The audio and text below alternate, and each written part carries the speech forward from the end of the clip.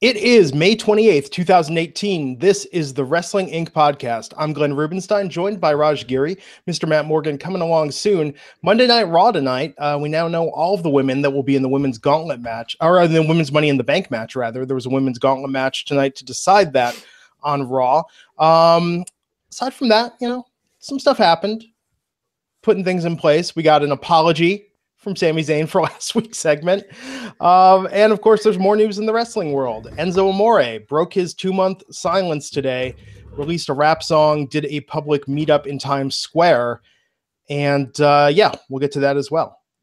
Yeah, for sure. Usually the Memorial Day episode, the holiday episodes, the ratings are usually down. So they usually don't throw too many big items. So it was kind of a easy to miss episode of Raw, but they were up against Game 7, the Rockets and the Golden State Warriors. So I know that that's going to hurt him in the ratings tonight. So this is probably going to be one of the lower rated Raws of the year, if not the lowest rated, at least until football season. Matt Morgan is trying to call me on Hangouts, Raj.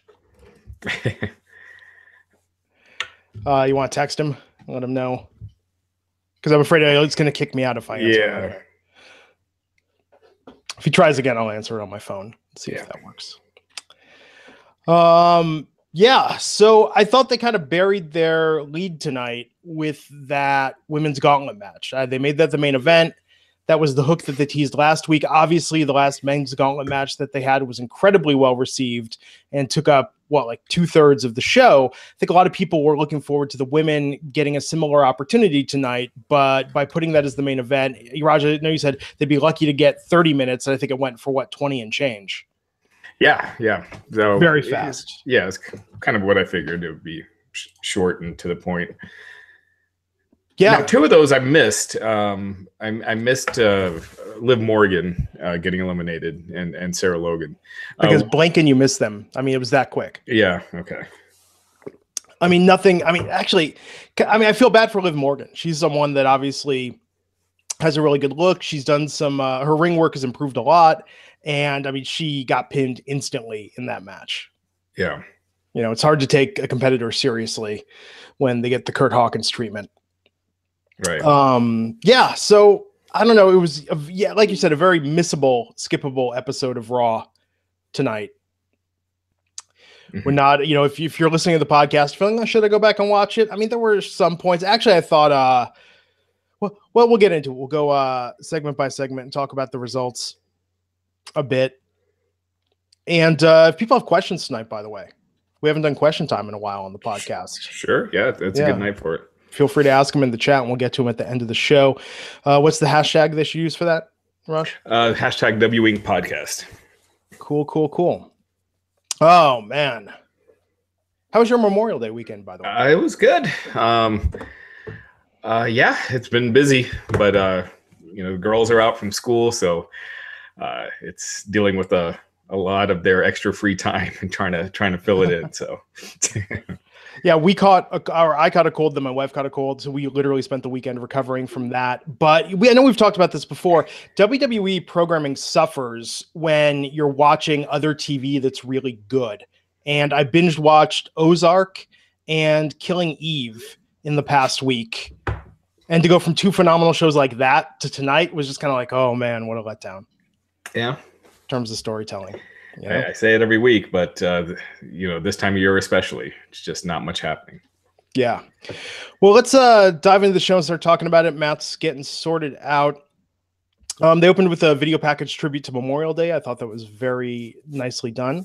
Michael Cole welcomed everyone to the show. He was joined by Coachman and Corey Graves. And Braun Strowman comes out, gets a huge pop from the crowd. Does a bit of a face-off with Finn Balor, talking about their match last week, and then Kurt Angle makes the match for tonight. What do you think of that, Raj? I mean, we talk a lot about, they do a lot of the same stuff, but tonight it was literally, hey, remember the last match you saw on Raw? Here it is again. Right, yeah. Yeah, and I didn't see them having Finn beating Braun, so at least this was better. You didn't have Finn get beat again. I think that would have served no purpose, and I just don't think you should beat Braun right now at all. So, Yeah, I was kind of surprised that they had Finn, looking like he could get the win towards the end. But yeah, it was just, kind of throwaway. Didn't really do much. It was a DQ. Kevin Owens interfered, used the ladder, or tried to use the ladder, and then Braun got it and chucked it at Owens. So yeah. I mean, we're just until Money in the Bank. That's what we're going to see is just different combos of the people in that match and different combos of the people in the women's Money in the Bank match. I know people hated on it, but 2 years ago, man, 6 men on ladders in search of a dream, those promos they were cutting, the story they were trying to tell. If all we're getting are these mix and match, do-si-do, switch your partner matches, I want more story going into Money in the Bank. I want to know each guy's motivation, what their plans are if they win. Anything to build this more. Yeah, don't hold your breath. Yeah, I know. It's unfortunate. A lot of people asking about Roman Reigns. Yeah, he was not there. I think he's got the week off. He wasn't at yesterday's house show in Hampton, Virginia either, and he's not at this weekend's house shows, but he's booked for next Monday's Raw, so I think he just had the week off. Yeah. And goes to show, if anyone wanted to be snarky and be like, oh, Raw would be so much better without Roman on it for a week. Really? Tonight's the proof that is not the case. Oh, man. I could have just used something tonight. Anything. Just to kick it up a notch. I got to agree with them. If you want to do important storyline stuff, it's better to save it for the weeks where you're not facing the kind of competition you had with the NBA tonight, So, yeah. I agree. I mean, if you're doing a throwaway show, this week is the week to do it because ratings are down anyway with the holiday plus the NBA game. Think it was a mistake for them to burn an A segment like the B team's barbecue? I mean, they should have clearly saved that for a night when the ratings mattered more. They had a better chance. Well, yeah, we'll get to that. But that might have been the best thing in the show tonight. Were they all purposely messing up Bray Wyatt's name? That's a good question. I'm not sure. You call him like Brian Wyatt or something like that. And it was.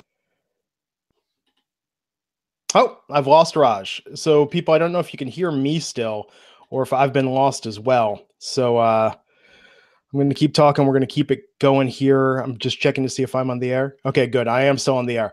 So they were messing up Bray's name during that. Let's talk more about what happened in Raw. So we saw Owens running away backstage. Oh, there's Raj. Yeah, I'm back.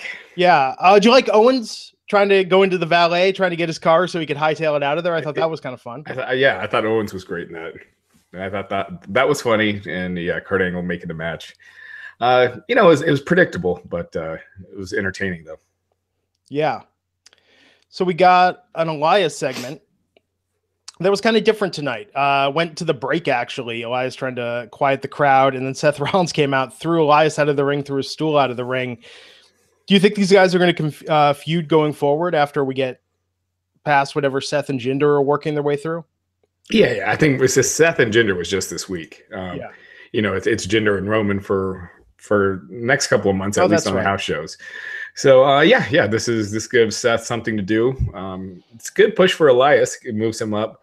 And Seth is the perfect opponent for him because Elias, the biggest place he needs work is in the ring. And, being paired up with someone like Seth will only help him out. So it's a smart move. And I don't know. Seth is in the Money in the Bank match, right? Is he? He's not. It's a good question. I'll check right now. Yeah. Holiday weekend, folks. We're a little slow. Yeah. So let's see here. I got the card right here. No, he is not. Okay. So he doesn't have a match announced yet. So that'll probably be the Intercontinental title match with Elias. Yeah. That's good. That's solid. I can get behind that. So there's that. And let's see what else. Oh, what did you think of Jinder versus Seth tonight compared to? I thought it was good. I thought it was one of Jinder's better matches. Again, you're working with Seth, who's good. And it was good for a Seth Rollins match. It was good, not great, but I thought it was good. When's the last time Seth Rollins had a bad match? Yeah, it's been a while. I can't remember. I'm sure there have been some, but it's been a while. Yeah. Oh man. So we're waiting on Matt. Actually, now's a great time to thank the sponsor of this episode, and that is Keeps. So we all know about hair loss. Guys, it's probably your greatest fear of the things that could happen to you. Our hair becomes so much of our identity. I think about my hairstyles that I've had throughout the course of my life. For me, hair is a, probably the biggest accessory that impacts my look. If I lost it, what would I do? There are all those crazy snake oil treatments out there. A lot of them don't work. Most of them don't work. And there's a way now you can take action with something that does work, which is Keeps. Hair loss, not just your dad's problem. It happens earlier in life than you think. By 35, 2 out of 3 men will start losing their hair. And hair loss is actually easy to prevent if you get started early. This is where Keeps comes in. They're a new company offering a simple, clinically proven, and affordable way to stop hair loss. With Keeps, it's easier than ever for guys like you to keep your hair.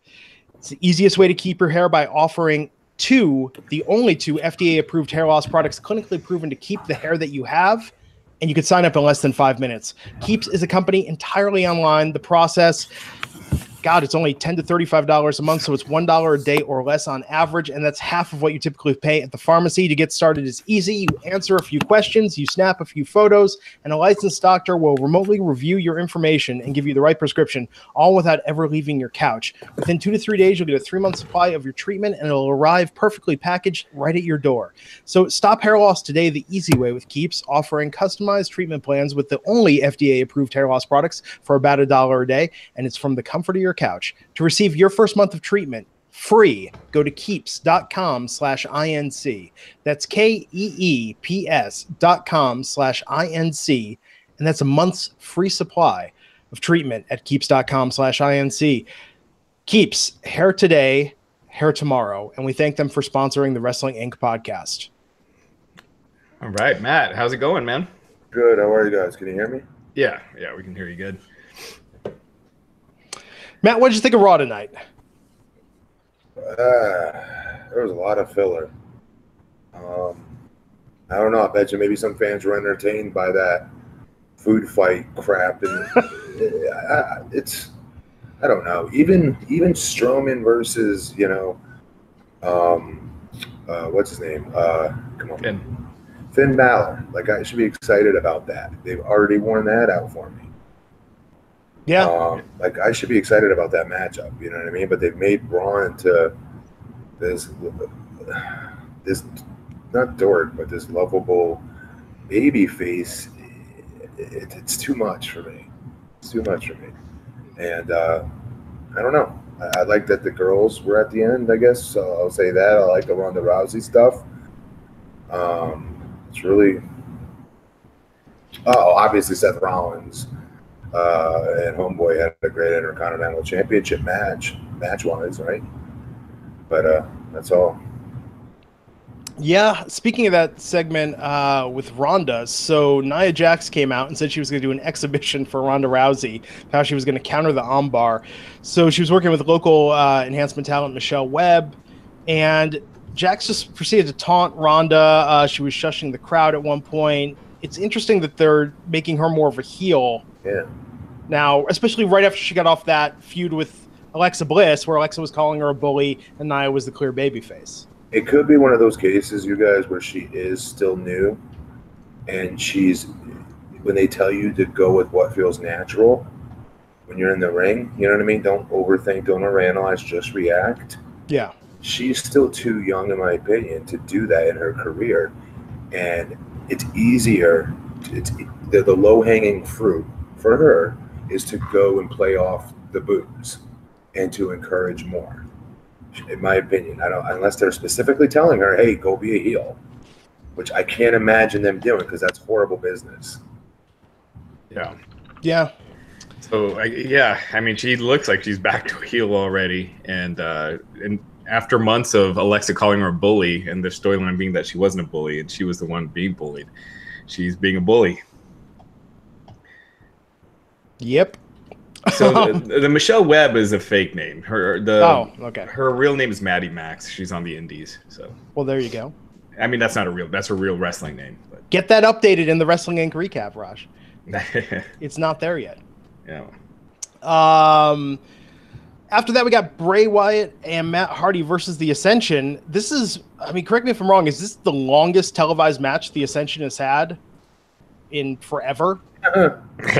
Yeah. Probably. This was surprisingly competitive. Matt, what did you think of this? Nothing special. I mean, they've hurt so many of these talents that nobody. I just sit there and I look forward to a storyline development at that point.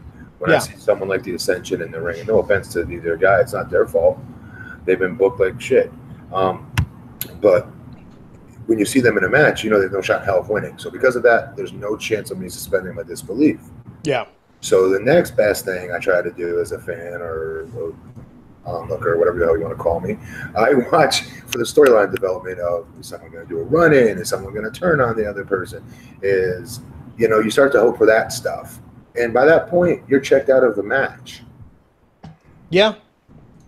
And I feel like lately they're just doing these backstage promos. We saw it tonight for the Gauntlet match. They're trying to give everyone a little bit of motivation, but even those aren't anything really unique and different. I feel like every woman tonight basically cut the same promo. And then you'd stop looking up at the damn briefcases like they were at like the WrestleMania sign. Let me explain something. During a heavyweight championship match, I promise you guys, okay, heavyweight championship match is a little bit bigger than a briefcase hanging from the friggin' rafters. A little bit bigger. Okay, so is a WrestleMania sign. I would like to think a heavyweight championship is bigger than that as well. All right, you go to Mania for the hope of winning a championship or something along those lines, right? Championship is the pinnacle. I've never, ever in my career when wrestling for a heavyweight championship, sat there in the middle of a match, in the middle of a hold, and started gazing at the championship title belt over there by the clock.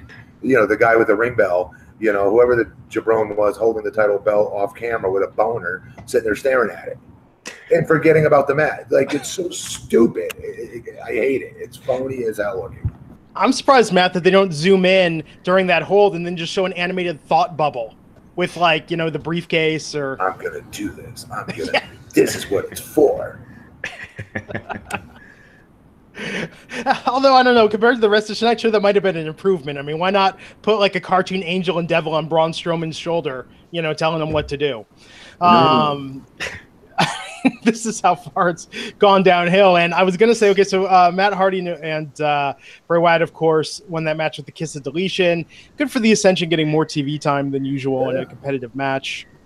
It's almost out of necessity. They don't have enough tag teams, Yeah. That was clear tonight. Yeah. I mean, yeah, when they did that barbecue, you're like, man, this is a sad state of affairs. This is them emptying the tag team division shelves. Yeah, that's what we got. Yeah, and the so Bobby who are MIA. Yeah, seriously, so creative just doesn't have anything for AOP right now. Pretty much. Wow. I'd rather that. I'd much rather that. I know those boys probably don't like it, but it's better for them to not get any on. You're like, I continue to tell you guys, you don't want to be part of this shit show. You don't want to be part of it. You didn't want to see Akam and Razor at the barbecue tonight, where Scott Dawson was wagging a wiener at Bowen Curtis? I mean, come on. I will bet you anything it was at least thought of. Maybe not that scenario, but them in the barbecue. I guarantee you somebody pitched that. It's just...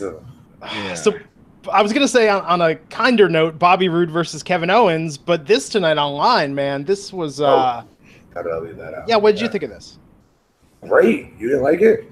Well, I think that the match was good and they're both good, but there was no...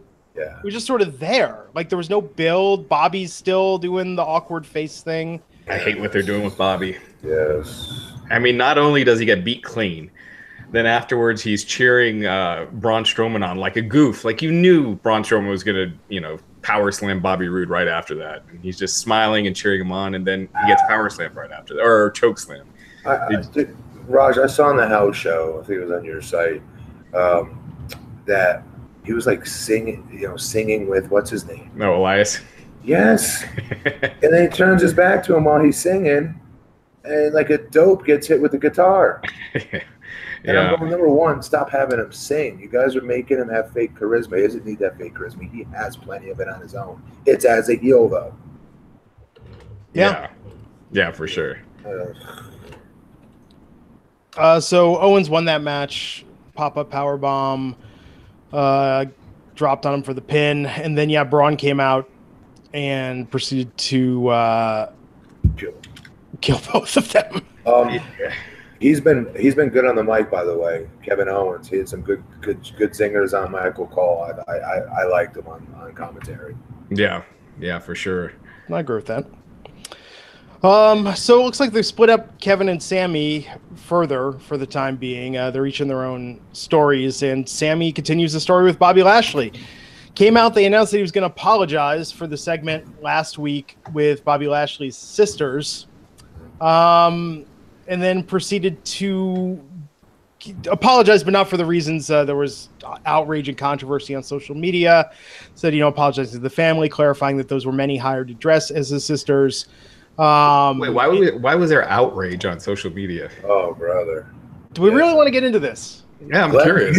Glenn, you do. You do. Go ahead. I don't, actually. Okay, so here's the thing. Some people thought the segment was transphobic in the sense that, okay, Matt, you're laughing, but let me... No, I got hit with it too. Trust me, I know you're right. That is so, and here's the reason why. Okay, so and this is my version of it. And it's the same problem I have with the little person that Big Cass beat the crap out of.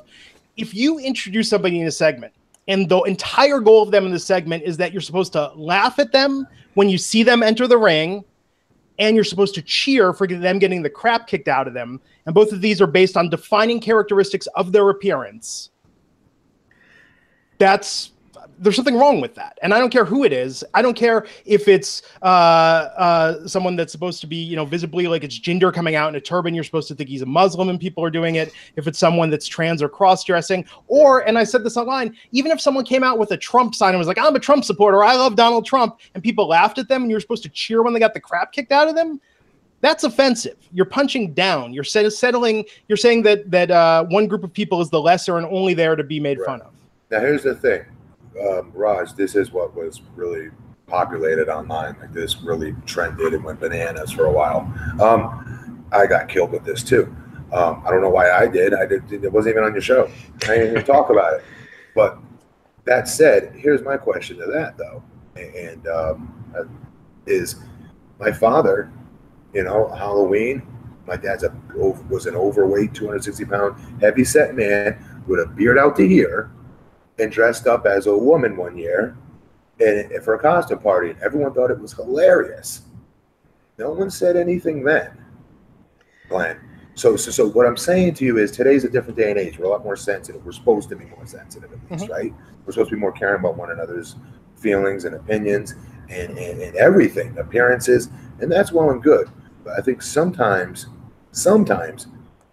it's okay to laugh at ourselves. Sometimes it's okay to know what you're watching. You're watching an entertainment show that was very specific. That wasn't done to make fun of anybody of the transgender community. That's obviously not their goal. Okay, their goal was to, make fun of Bobby's sisters. I don't think it necessarily had anything to do with transgender in that situation. Yeah, I didn't take that as transphobic at all. I thought the joke was that they're clearly not Bobby's sisters. Right. And that it couldn't be any more obvious was the joke. Right. I thought. And I agree with that. Let me just say that my initial reaction to this segment last week was just that the segment sucked. This was just bad. It was terrible. It was embarrassing. And I think everyone agrees with that. But that being said, also, we're three guys that identify as the gender we were born. We are not ones to say how members of that community would be affected or offended. Or offended by it. And that's the thing. And so I think that's a level of sensitivity. And when I see people get into this stuff online, it's like, look, it's not any of our places to be able to say you shouldn't feel this way about something. Yeah, we're not the ones. So people, yeah, that's true. But people online do get outraged over everything nowadays. And I don't know. It's like a lot of times people are looking for stuff to get really upset about. I remember I got crap about saying the Jonathan Coachman, they were having him replace Booker T as the color commentator. And some people were thinking I meant it as like, unfortunate choice of words. No, but that's what it is. That's that's every sport. You have the color commentator. It's not a race thing. The color is the guy who adds color to the commentary. You gotta be kidding me. They tell you like a colored person. They thought you said it that way. Yeah, that's what some people are thinking of. Oh my god! But I mean, inadvertently, it's like tonight. I tweeted that, oh, is Jason Jordan gonna run out and help Chad Gable? And originally, when I wrote the tweet, I said, is Jason Jordan gonna come out? And then my wife was like, don't phrase it like that, because that is an entirely different meaning. People could take what you're saying differently. It's crazy, isn't it?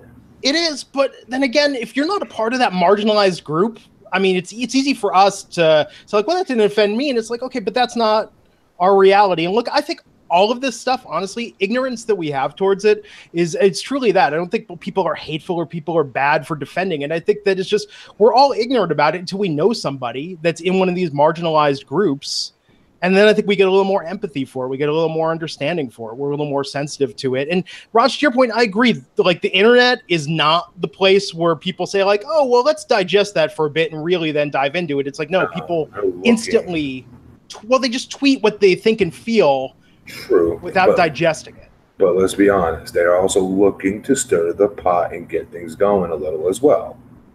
You know that's right. People don't want to admit because some people, honestly, for some people that's their following. Some people, if they didn't get outraged by something, their audience is gonna follow someone else who does that fits, their agenda. And I don't mean that in a bad or pejorative way. And this is an all sides thing. I mean, we see this on everything. We see this like liberal, conservative, in every community. Everybody is very sensitive right now. And yeah, I agree with your point, Matt. I don't think the WWE intended this at all. But it kind of goes to show that, Vince McMahon, 72-year-old man, does not have his finger on the pulse of things. To what you said, Matt. Yeah, but 60 years ago, if somebody put on blackface, that was hilarious. 60 years ago. So tastes and humor evolves. They did that during the Attitude Era. Remember when DX did that skit? Yeah. That's the thing. I do remember X-Pac as Mark Henry. I do remember, even at that age, thinking, that's kind of pushing it. I swear to you, I remember thinking that. Which Sean Waltman says to this day he's embarrassed by it. I was in oh, yeah? Yeah. Oh, wow, interesting. Yeah, he's talked about it on this podcast. He just says the things he regrets, I was one of them. And that, a lot of people just don't know. I don't think he knew that it was offensive. And so that people took it in an offensive way. So, yeah. All right. So tonight, this was sort of Vince doubling down on that, I think, by working the crowd and saying, oh, Sammy's going to come out and do an apology. Sammy, the most social justice seeking, progressive member of the WWE roster, coming out to do this, and definitely swerved the crowd. I'll say the thing that I think was telling was in that moment of silence, the guy yelling out, "You suck." One that always makes me laugh anytime that happens. But two, I mean, it's just kind of like, oh, I don't think he's tarnished because of transphobia. I think he's tarnished because this is a terrible storyline. Who, Sammy? Sammy, yeah. Gone tomorrow, guaranteed. Yeah. I thought this was just playing off of it because the last week's segment was so bad. I didn't think they were taking it as they were apologizing because people were offended. I think. Oh yeah. That's what I'm saying. How Vince worked people with this, because I didn't even think about it as an apology for it being offensive. Bad humor by Vince. Yeah, exactly. Outdated. Yeah, the little people and stuff like that. Whenever you see it, you just know that Vince finds that stuff hilarious. And it's old. Yeah, it's lame. Like if you had a friend over and that segment came on, they would look at you and be like, "You watch this crap? This is what you watch." But so anyway. Yeah. But I thought Sammy was good here. He was fine. I thought he was great. Bobby, you can't boo someone who's thanking the troops and military families, and and obviously Happy Memorial Day. We forgot to say that, I think. Well, not really happy. I mean, not happy. Well, yeah, whatever. Yes, you see Happy Memorial Day. Do you? Because I saw a lot of people online tweeting about like this isn't. Happy Memorial Day, like anybody who has any friends or family. I think I put this on Facebook. Anybody with friends and family that paid the ultimate sacrifice for our freedom. So our thoughts and our prayers are with you today on this special day. I agree with that. I think it's a very important holiday. But yeah, I think a lot of people actually don't know. Even Matt, what you just said. No, they don't. Yeah, they just think it's a day off, time to barbecue. I don't think they know the difference between that and Veterans Day a lot of the time. I Or swear. Labor Day. Yeah. Yeah. So Bobby came out. They made the match for Money in the Bank, and then Bobby beat up Sammy. Crushed his hand. They shook hands. He's held on to it. Crushed it. I mean, Lashley got a better response this week than he's gotten, since his first week out. Obviously, paying tribute to military families is going to help you. Oh, absolutely. But even coming out, it wasn't booze and stuff like it had been lately. So I don't know. Let me tell you a real quick story. Tonight, my son had one of his meltdowns. And when I have his meltdowns, you do one of three things. Put him in a cold bath. It'll calm him down. Got to rub him down by gripping his arms and his legs tightly. Or three, put on his favorite cartoon. It's one of those three things. So we had to put on his favorite cartoon. And I'm going, man, I'm in my head because I'm like, shoot, I'm missing towards the end of Raw here, I'm going to have to go back and rewind it and catch back up. And horrible dad. And so I get on my phone, I go on YouTube and I type in Monday Night Raw, because a lot of times people will stream it or put, what just happened on video immediately after. And I see Bobby Lashley versus Brock Lesnar. I'm like, what? It had tonight's date on it, 5/28/18. I click on it and they show Lesnar in the ring with Paul Heyman in the Universal title, doing this neck roll gimmick. You have Bobby come out to his music, smiley baby face, high-fiving the fans. I'm like, this kind of looks similar to his first entrance. I was like, no, this is real. So, and then he gets in there. I'm like, son of a bitch. You know what it was? Is the people making fake matches. Yeah. And I got totally hoodwinked for I swear to you, at a minute. Yeah. I was like, oh, no, I'm going to miss this. If only that had happened tonight. Right? Yeah. Yeah, no, they're not going to bring Brock Lesnar out on a holiday show against a big NBA game. LeBron James in the championship game again, 8 years in a row. Wow.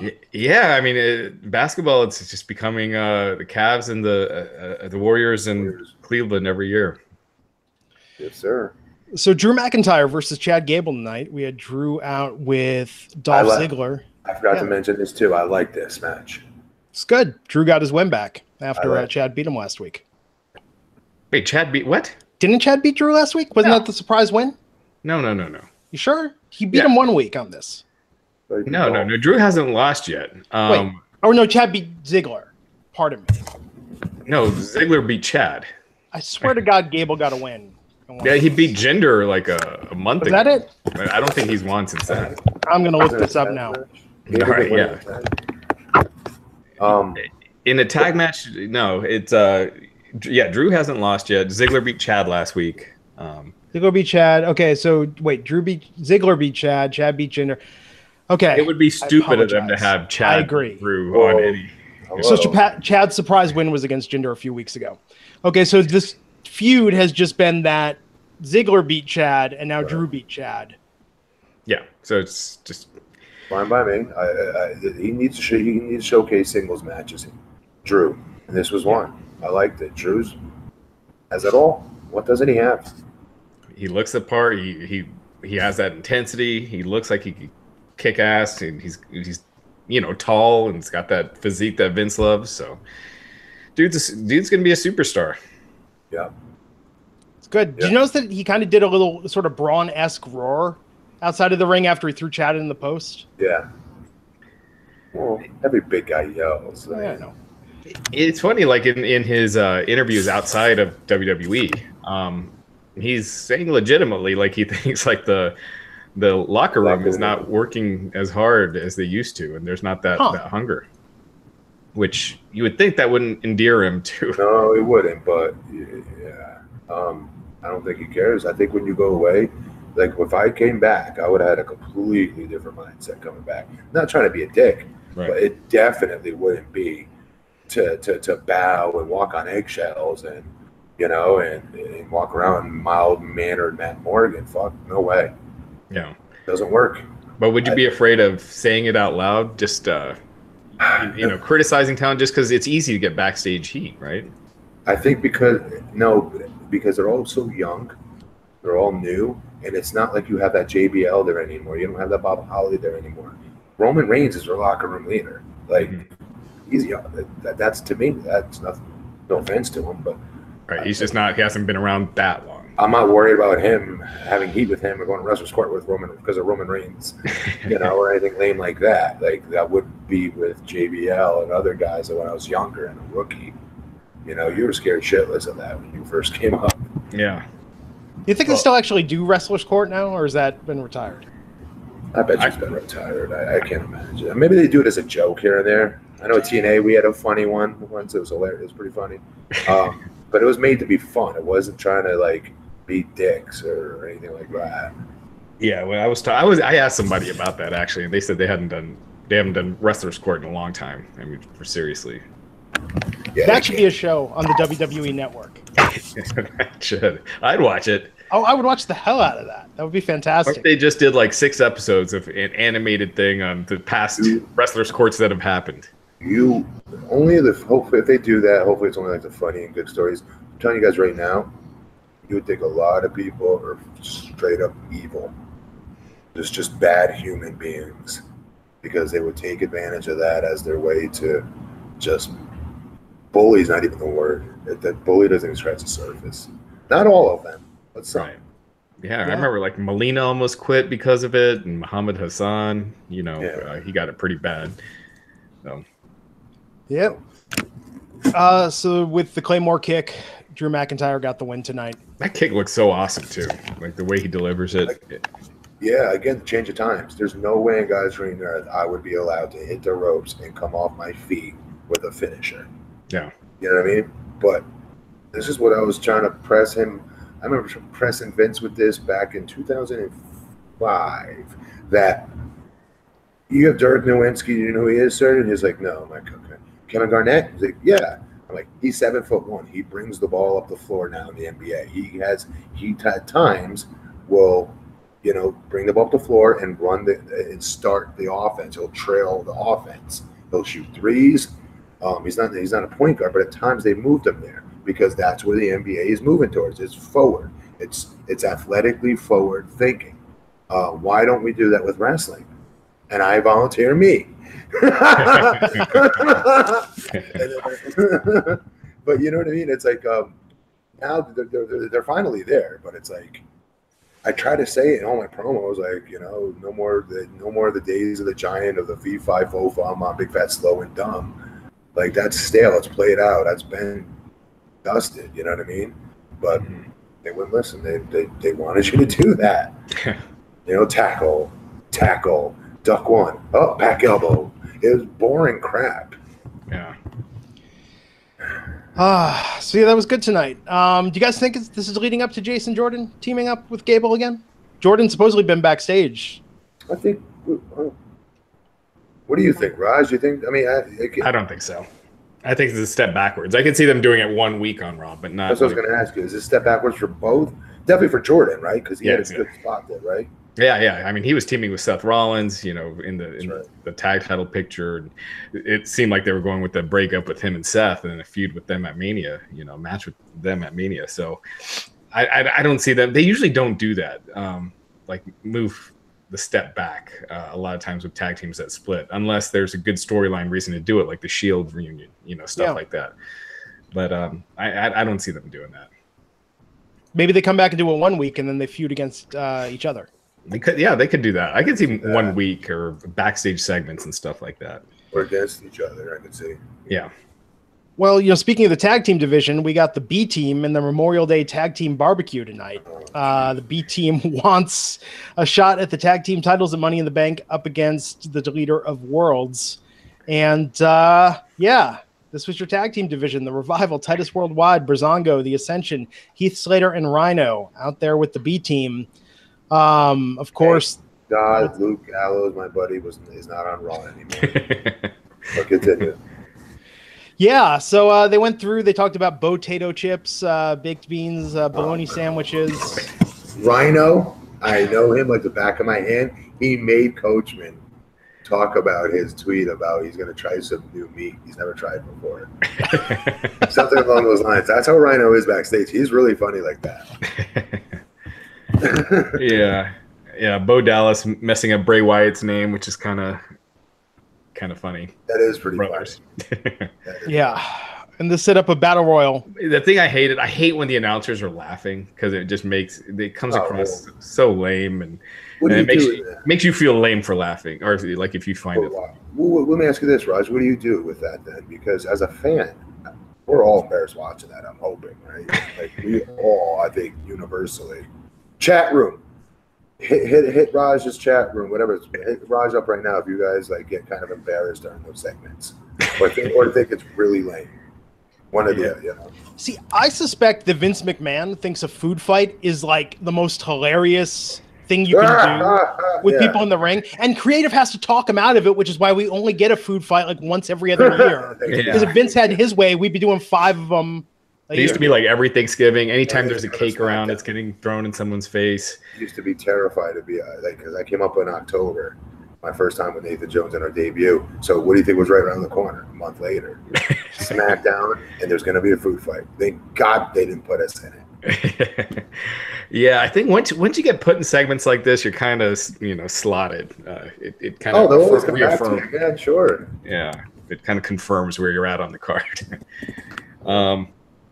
Yeah, it was. I will say this: I thought Bo Dallas and Curtis Axel, they had some good lines and stuff, but this was lame.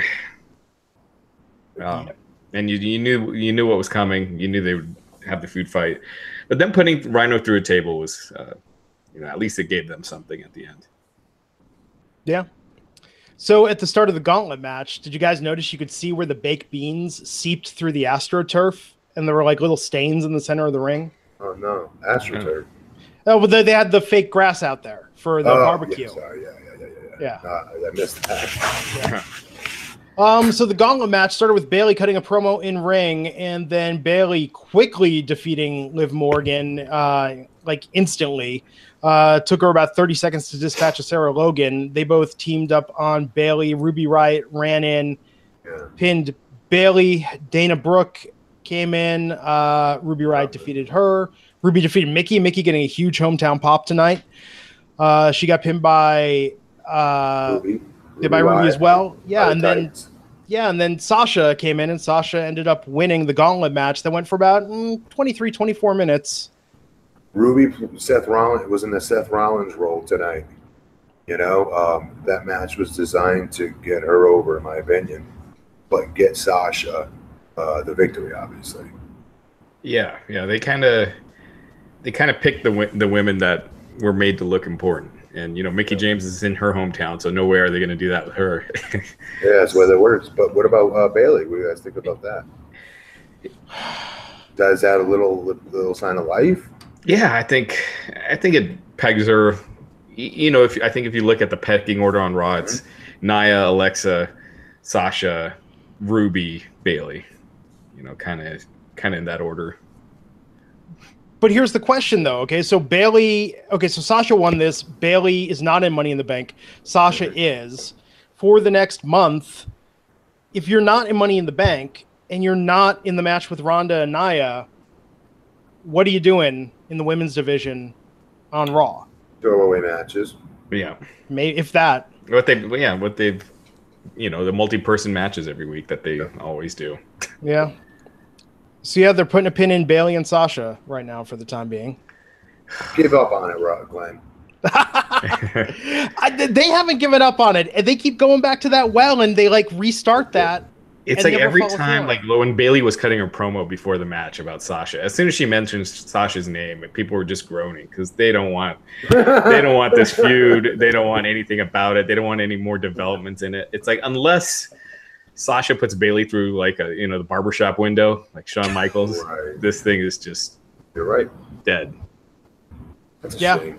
Yeah, and it sucks because you could have done so many cool things with it. Unless they come up with a reason for someone else to drop out and Bayley to go into this. I think... Even so, how many people would be in it? Right. Yeah. It's still not her one-on-one. So we get a confrontation in the middle of the ring. But that's how they think of it. That's how they think of it, like a meaningful glance. We're continuing the story. They looked at each other. Yes. You do think that. You're right. Yeah. Oh, God, tonight's show. I got to say, some of these more fun to talk about than to watch, which says something. That's true. But I like that Sasha got the win. Yes. She deserves it the most and adds the most to the match. So, question. I was thinking about this during it. Those two girls specifically, Sasha and Ruby Riott, and I was thinking to myself back like during the Attitude Era or whatever. I was like, gotta say something about the women's division today. It is varied as far as the talents go. There is a very wide spectrum of. You got, I don't know what you want to call Ruby Riott. Someone that wants to be a jerk would say like a freak look or whatever you want to call it. Goth, yeah. Gothic, there you go.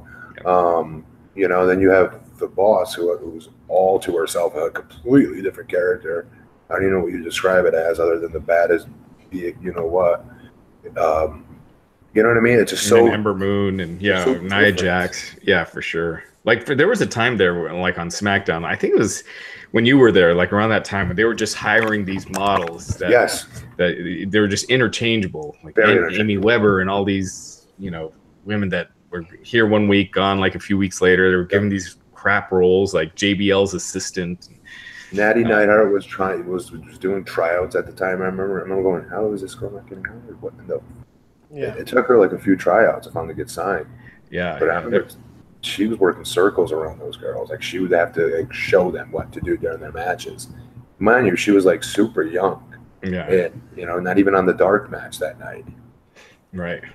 Wow. Yeah. It's crazy. It's changed a lot. Man, so we heard it at the end tonight. So get ready for 3 weeks of Sasha Banks' Money in the Bank. Plays on words. Like that's going to get run into the ground. Yeah. Good. You know what? Good for her. Oh, absolutely. Anything positive for her, I'm on board with. Oh, I thought it would. I mean, could you imagine if she wasn't in this match and didn't have a feud going with Bayley? For a while there, bro, like they weren't doing much with her. You know what I mean? She was just kind of there. Then for a while there, she wasn't on, and they just treated her as an afterthought. Yeah. You know what I mean? I want to say about a year ago, around. Yeah. So final thoughts on tonight's Raw before we move on to the other stories this week, Matt? Oh shoot, sorry. Nothing. Will you want me to give you my grade? D+. Yeah, I mean, it was a totally skippable, missable show. Yes. Probably same D+, C-, somewhere in there. There wasn't too much there wasn't anything as bad as like the Sammy Lashley stuff from last week, but the barbecue stuff was pretty embarrassing, and then the rest of the show was just there. Yeah. So we're going to talk about the Enzo story in a minute, but Jerry in the chat had a question, Matt, because I don't think we've even talked about in this podcast. Maybe we did in passing, but WWE pay-per-views now are going to 4 to 5 hours long. How do you think that's going to be? Yeah. So they're going to starting with Money in the Bank. They're starting at 7 Eastern. Pre-show included? No. So that's the main show. Starts at 7 Eastern. So the pre-show's an hour earlier, so 6. So it's basically an hour earlier from what it is. It's going to be the time. So it's the window is 4 hours. That doesn't necessarily mean they're going to go 4 hours. So it could go 3.5, in there. And then SummerSlam and the window is 4 to 5 hours. So, it could go 4.5. Here's my thoughts on it. As a wrestling junkie that likes good wrestling matches, and I like guys like AJ, Seth Rollins, Kevin Owens, Sami Zayn, Samoa Joe, guys that can go. Daniel Bryan, obviously. I like the longer matches. And this gives them an opportunity to have these longer matches. How many times we used to bitch, and I know I used to, like we didn't get enough time out there. Even for a big guy like me, you shouldn't be having long matches. We end up showing our ass a lot of the time. You want to stick to your strengths and hide your weaknesses. You only have so long you could do that for, in my opinion, as a bigger guy versus a shorter guy. But with these shorter guys against one another, they do so many cool athletic things and tell a great story, more importantly. They're now going to have that badass big canvas to paint from. And I think for that, it's good. My worry is WWE will not let that go, where it'll just let it go from match to good match to good match to good match of 25 to 30-minute long matches without effing it up and putting a 45-minute segment in there somewhere with New Day going out there riding tricycles around the ring for 45 minutes. Or what we saw at the food fight tonight, or something backstage, some grab-ass moment that's lamer than hell. Yeah, they did that at Backlash, remember, with Elias and Bobby Roode and all those guys. So lame. So I don't trust them to be disciplined enough to do the right thing and let these guys have that amount of time per match. I pray that's what they do with it, though. Yeah, I mean, we've seen the 4-hour pay-per-views already. SummerSlam and Royal Rumble. We haven't seen a combined roster. Those were SummerSlam, Royal Rumble, because those were combined. And I can't. Can you remember the last long one that was really good? Where we were not just beaten and exhausted afterwards. The takeovers are perfect because their matches get time. Not everyone's on the card. They pick the best feuds, and it's 2.5 hours, sometimes up to 3. It's a perfect amount of time, and it goes by pretty fast. These WWE pay-per-views, they're just trying to fit more people on the card, and that's just more filler matches because you really think that's what it is? Yeah, for sure. That's the Dixie Carter mentality. That's not Ben Vince's mentality. To fit as many guys on the card as you can. He can give two shit. I mean, he just tries to put who on the card he thinks he will make him money. Well, like at Mania, you have now it's all multi-person matches and once a year, sure. But up until now, all the co-branded ones, you pretty much had most of the roster on those shows, and now I think that's what they want to start doing. I think that's what this is. Yeah. I just hope they give the talent that can go ring time. More ring time. Yeah, absolutely. We shall see. 2 out of 3 fall matches here or there. Yeah, I don't know. Yeah. Hey, a 60-minute Iron Man. It's been a while. With the right talents, yes. Yeah. Right. If you did Daniel Bryan and AJ or something like that. You have so many talents, you guys, that could do this, that could tell that story for 30 minutes. Yeah. Yep. So, Matt, I wanted to ask you about the Fox deal, too. So, Yeah. Fox SmackDown's going to be on Friday nights. I'm guessing it's going to be live. And if it is, you know what? That could probably give the talent a shorter week. Because right now, SmackDown is Saturday to Tuesday. They tour. It shows Saturday, Sunday, a Monday house show. Tuesdays, they tape. Raw is Monday, Friday, Saturday, Sunday, Monday. Now, if SmackDown is Friday and it's live, that means they tape Friday. And they do a show Saturday and Sunday. And I don't think they do a Monday show. I think they do Monday because they're already on the road. And they don't do 3 house shows normally? Right now they are, yes. But I wonder if they continue that Monday because it's a dead night. Like they just do it because the talent's already on the road. It doesn't make sense for them to go home and then come back for Tuesday. So they added that Monday house show, pretty much for that reason. So I wonder if they just drop a live event each week. Drop the Monday live event because it doesn't make sense. And you would think if they do that for the SmackDown side, they'd do that for Raw. They would just have Raw Friday to Sunday. 2 hours? SmackDown, yeah. We don't know if it's live or not. They didn't mention that. They haven't mentioned that, no. I don't like Friday nights. Yeah. I don't think that's a good idea. Yeah, it's one of those. Yeah, it's Friday nights, but it's Fox. So it's the first time they're on a big network for a weekly show. So they're going to get more exposure. What are ratings like right now on TV, like a Fox or a CBS on Friday nights? There's no more destination TV. So Friday nights on Fox, they have this cooking show, and it does like 3.5 million viewers per week. So is that considered good nowadays? Yeah, I think it's. Yeah. I mean, it's considered fine. Fox on Tuesday nights with Lethal Weapon and forgetting what that other show is. It's that Marvel spinoff show, but those do over 4 million. Raw hovers around has been averaging 2.6 for SmackDown, but they're gonna instantly get a lot more viewers just being on Fox. But that's interesting. Do you think they have okay, let me ask you a question. They have potential. Forget potential. Do you think that they will be Raw in any ratings? Oh yeah, I think they'll get more viewers than Raw almost every week. That's pretty crazy. Yeah. Well, I think back when you guys were on the show, when you were on SmackDown, back then, UPN, when it was on UPN, it would do more viewers. Raw was still given more priority, but but SmackDown was doing more viewers for a while when it was on network. Yeah. So yeah, MasterChef Junior 3.32 million.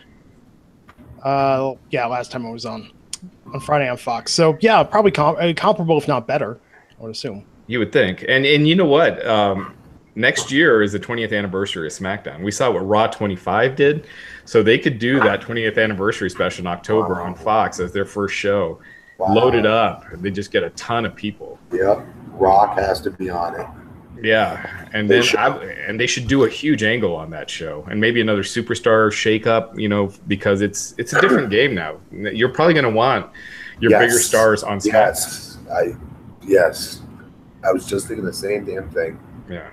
If you're right and they get more viewers, no, there's a stupid question. More viewers doesn't mean a higher rating, right? Right.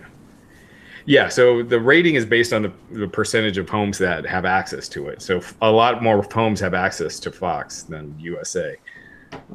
But I think they're, in general, a lot of times you're looking more at the viewership numbers. And that's more important. It seems like it. Like back in the day, it was always the rating that people would talk about. Now it's more viewers, like how many they're averaging. The rating is still important, but even like in 08, I remember when I was just starting with TNA, I was really starting to really pay attention. You wanted to see what your quarter hour did that you were in if you did more than a 10-minute segment. Well, that's on you, in my opinion. Yeah. So I'd always try to see what my number was, like a selfish, greedy wrestler.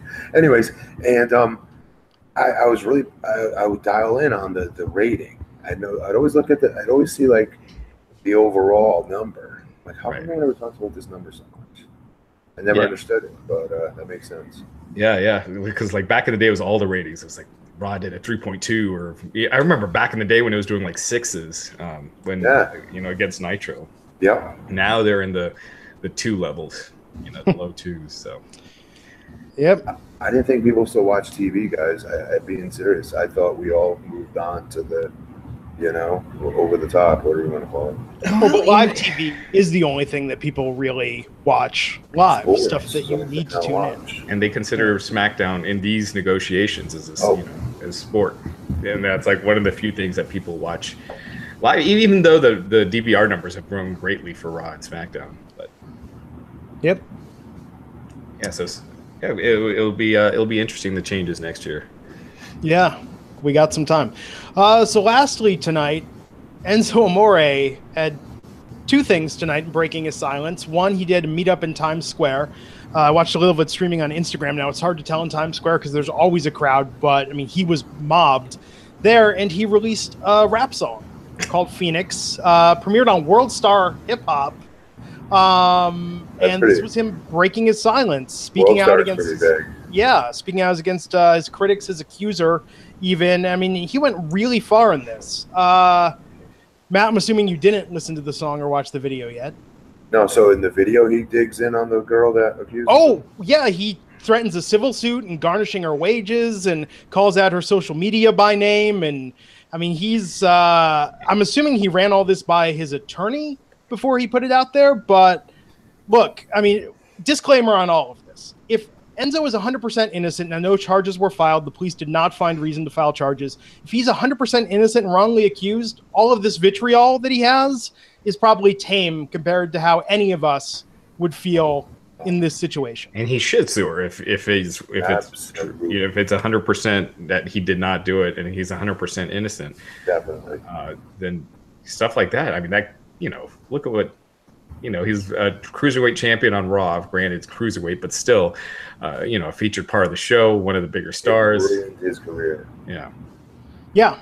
I'm sorry. Remember, guys, it's not necessarily just what he did, what got him fired. It's him not telling the office. You're giving them a heads up of, hey, there's this girl that's saying this, or whatever you want to say. He never gave them a proper heads up. Well, Matt, so Raj. his attorney is saying that they didn't know until they were found out on social media the same time everyone else did. So they were saying they didn't know it ahead of time. Lawyer. I hope good. I hope they take. I hope this is not what it was. I pray he didn't do this. Yeah. You know, obviously for so many reasons, and if that's the case, I'd love to see him get his job back. So controversial in our community that the video opens with a rather obese young man in his basement. It was in his basement eating Oreos, tuning into the Raw 25 special. What's supposed to be Raw 25. The 25th anniversary of wrestling. Yes, yelling at his mom to stop bothering him because he's quote unquote doing his job watching the wrestling. And then he gets the scoop with Enzo and says, "Oh, I have to go report on this." So the first part of the video is all Enzo just talking smack to, the dirt sheets, as it were, that he feels, I forget how he phrased it, but something essentially that they're digging in and playing armchair detective to try and get the scoop on the story, just based off the social media accusation. That's the first part. It looks like he actually spent some money on this. There's scenes in a funeral home with the casket, drags that coffin out to the desert, he's in a dune buggy. We watch it, don't ruin it. Well, I'm just giving you an overview while we're talking about it, Matt. I won't spoil the best bits for you, but I will say I'm a big fan of hip-hop. I'm not a big fan of this style of hip-hop. I feel like a very old man listening to it because I'm like, this is what the kids are into these days? It's a bunch of noise. Yeah, like, what? It was so bad, I thought it was like mocking hip-hop. I mean, Enzo, he can talk and everything, but... the song itself, as a song, was pretty bad. I would not give up I would look to... have a day job. That's the problem. Yeah, I would look to see if there's a way to end up... I don't know where he goes. Lucha Underground, Impact, Ring of Honor. Lucha Underground is probably a year from now that they'll tape again if they do have another season. Impact. I asked Don Callis, if they would take Enzo, and he seemed pretty adamant that not anytime soon. It seemed like a polite way of saying no. That's a shame if he didn't do this, obviously. Yeah.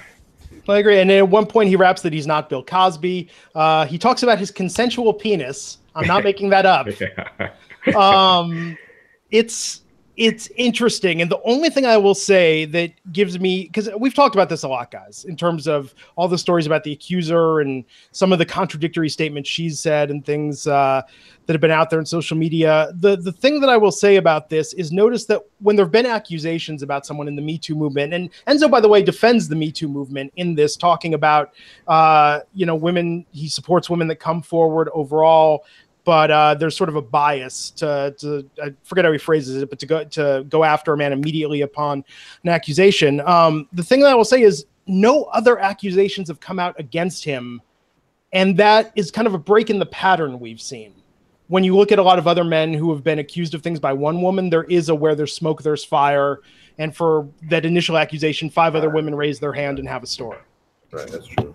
There were just too many red flags with this girl and the stuff that she posted immediately, and then it was just immediately just reading her tweets. She was like, I was in a mental hospital during these 6 weeks, but she was tweeting that whole period, and there was just a lot of stuff like that. And I just think, I don't know. We call people in the biz, the kids, they call it thirsty nowadays. Yeah. If he didn't do this, this is just some girl who was being, thirsty for attention. Yeah. Yeah, and if he actually files suit, that will be telling, because that's something that a lot have people wrongly accused of threatened to do, but they don't go through with it. One, because it's seen as somewhat punitive. I mean, look at what just happened with George Takei, his accuser walking back his accusation, and George Takei had a very classy response about wishing him peace, and holding no ill will towards him. George Takei is the nicest human being on the planet. Yes. So for Enzo, if he actually takes this to court, I don't know, like that's a pretty cavalier move. If he's guilty of anything. If he's got that text was legit, that she was, bragging about having sex with him the day after, that she sent to her friend. Yep. That alone, that's not what I'd be doing if someone forced me to do something I didn't want to do. I wouldn't be bragging about it. Yeah, but again, we don't know. No, we're playing devil's advocate here. That's all. Yeah. So we'll see what happens. I mean, I was honestly very surprised by the crowd in Times Square that was there, just the size of it. I mean, I don't have to see it to buy that they were there for him. No offense, Enzo. Yeah. I have a feeling there was something else going on there, and he piggybacked on it or something. I don't even have to see it. If I'm going to see it, I'll tell you next week what I might do. And, it is Memorial Day. There's a ton of media stuff there anyway. A bunch of shows tape out there. So, yep. So, yeah. Well, it'll be telling. I mean, the video's online. We'll see how many views it gets. We'll see what the response is. I don't know. But like you guys said, as a rapper, I mean, listening to it, I would not, if I were Enzo, I would not say this is what I should be doing with my life. But it's probably not geared at us. When would you say rap jumped shark? Oh. Can I give you mine? Master P. After Make Him Say, that was good. After that, then it was like whoever, like MJG. There's went to like Southern style rap. Yeah, and that's when it went all downhill for me, because we had Biggie, Method Man, Tupac, Dre, Snoop, with so many. Yeah. Like you could let the whole CD play. Showing my age, saying CD, but you let the whole CD play. All these guys, yeah, so good. Now it's not me being an old bitter man. It's just going ugh. Like Lil Wayne is who everyone generally likes nowadays, or they did. He's okay, but not like what we had in 1990. I would say 98 through 2002.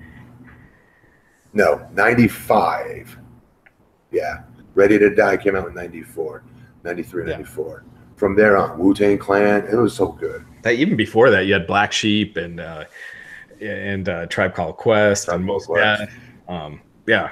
think once auto-tune really started taking over the songs. T-Pain might be the tipping point. Yes.